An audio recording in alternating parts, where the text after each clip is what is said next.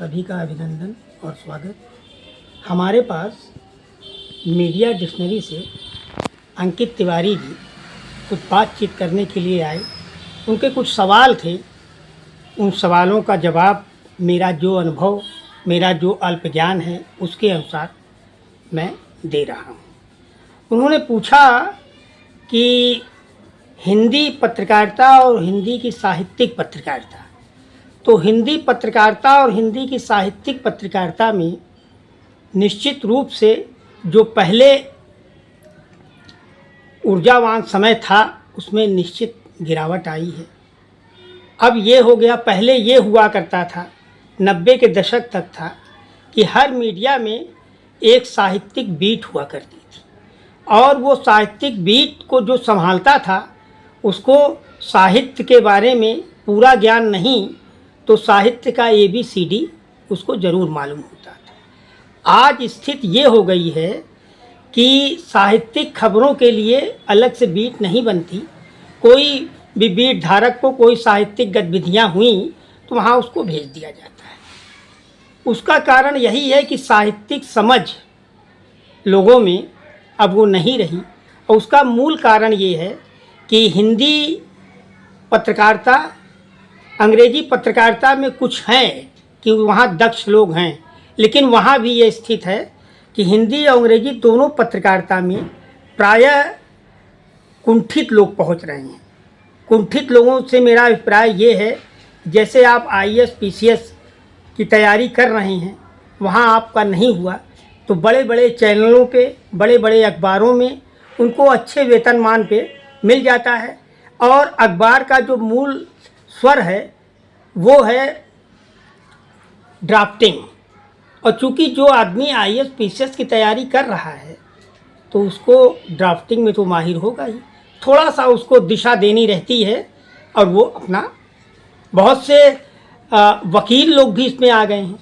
वकालत की ड्राफ्टिंग और पत्रकारिता की ड्राफ्टिंग में मूल अंतर यही है कि वकालत की जो ड्राफ्टिंग होती है उसमें धाराएं और कानून का उल्लेख किया जाता है और पत्रकारिता में जो ड्राफ्टिंग होती है उसमें इस चीज़ का उल्लेख करना कोई अनिवार्य शर्त नहीं है। अगर कोई जानकार है तो कर भी सकता है। और जहाँ तक अंकित जी ने ये हमसे पूछा कि तमाम 90 के दशक के बाद तमाम अखबार जो हैं शुरू हो गए हैं, संपादक कौन होता है, क्या होता है, क्यों संपादक लोग बनते हैं, संपादक का मूल गुण क्या होना चाहिए।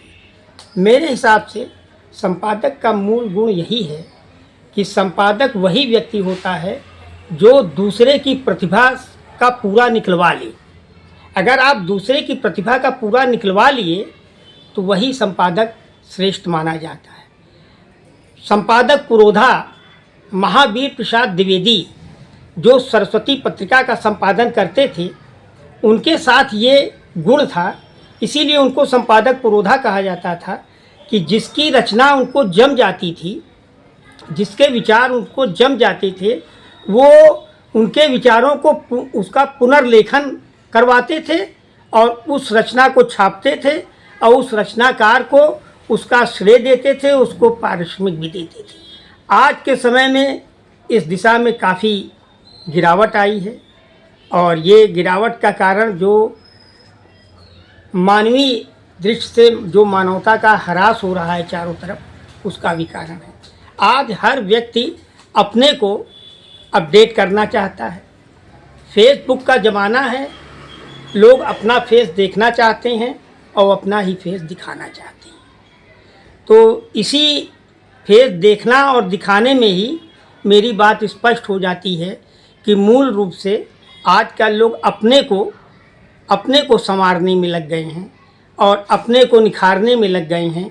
कोई व्यक्ति संघर्ष करके अगर एक मुकाम हासिल कर लेता है तो बाद में उसके उस संघर्ष की क्षमता क्षीण होने लगती है। बहुत कम लोग हैं जो अपने उस संघर्ष की क्षमता को एक मूल जगह पहुंचने के बाद भी बरकरार रख पाते हैं। उसका यही कारण है, फिर वो अपने व्यक्तिगत निर्माण में लग जाते हैं और व्यक्तिगत निर्माण में कहीं न कहीं ये बातें आती हैं कि आदमी अपने स्वार्थ में बहुत सी चीज़ों को उल्टा पुल्टा कर देता है, कुछ उसके निकटस्थ लोग भी उससे कट जाती हैं।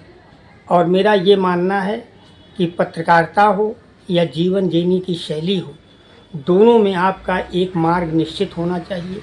अगर आपका एक मार्ग निश्चित होगा तो आप निश्चित ही उस दिशा में सफलता पाएंगे। और अगर आपका मार्ग किन्हीं कारणों से बीच बीच में व्यवधानित हुआ तो फिर आपका वो उद्देश्य नहीं मिल पाएगा।